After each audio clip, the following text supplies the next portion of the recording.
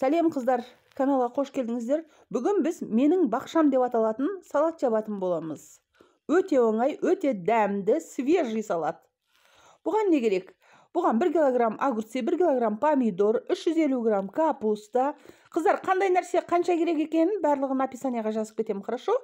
Мінекей огурцы, помидор, капуста, балғар бұрышы, балғар бұрышынан ашты бұрыш, бір штук, одан кейін пияз, қызыл пияз, кәділгі пияз, сәбіз, чеснок, зеленнен укроп пен петрушка жарты пучоктан, одан кейін қант, тұз, уксус керек, 9%-тік және сұйық май керек болады қыздар бұған. Ең бірінші мінекей помидорымызды алып, мынандай сопақша помидорды мен 4-ке бөлдім.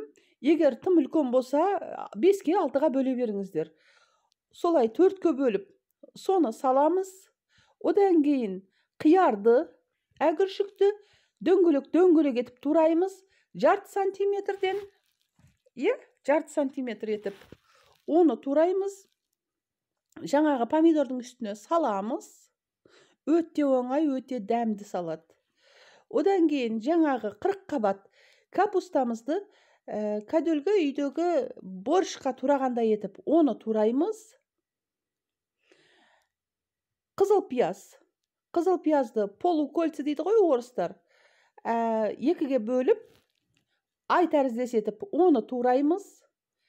Кәділгі ақ пияз, күнделікті қолданатын, оны да тура солай ортасынан бөліп, ай сияқты қып турап оны саламыз.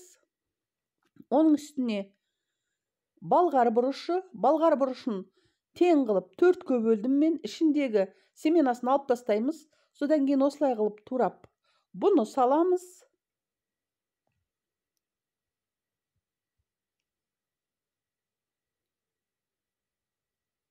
Енді чеснок.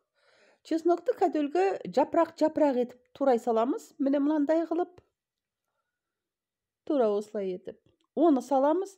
Енді ашты бұрыштың басын кесіп тастап, семенасын тазалаудың керегі жоқ. Бұны ұсақтап турап саламыз. Неғұрлым ұсағырақ болғаны жақсы. Бүкіл салатқа ашты дәмі барсын. Оны саламыз. Енді пияз. Пиязды мына теркадан өткіземіз. Мінекей мынандай ұзыншақ болып туралады. Кәрістердің салатындай қылып. Оны саламыз. Енді зелень, аскөк, жарты пучок петрушка, жарты пучок укроп. Оны турап, оны саламыз. 2 қасық тұз, мен үлкенде 30-қа салып алдым. 2 қасық тұз, 2 қасық қант, үлкен қасықпен қыздар. 80 грамм сұйық май. Енді мұжып, бұның соғын шығармаймыз. Жай ғана осылай жеңіл араластырамыз. Қыздар, бұл 1,5 сағат тұру керек осылай. Әрбір 30 минут сайын араластырып отырасыздар. Соғы өзі шықты мінекей, мен қысқан жоқпын. Оны қысудың керегі жоқ. Қатты сығудың керегі жоқ. Одан кейін осы қоюын ғана банкымды қыздар мен бір рет булап алдым. Қатты қыспаймыз, қатты тығыздамаймыз. Әншейін салып шығамыз банкіге. Мінекей ең алдымен осындай кесегі несін сұйығын құйған жоқпын. Ең алдымен капустаны өзін салдым. Одан кейін орын қалған кезде осы соғын құйдым қоса. Қыздар, арнаға жазылып, кішкентай ғана қоңыраушаны баса кетіңіздер. Одан кейін мінекей енемнен қалған советский кастрюльдің ішіне орамал салып, полотенце. Одан кейін жаңағы банкілерімді салдым.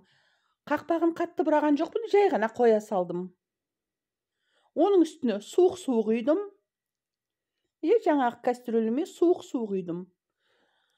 Менде біреуі үлкен, біреуі кішкентай банкі болғандықтан, кіші банкімнің мойнына дейін құйылды суық су, үлкен банкінің иығына дейін құйылды.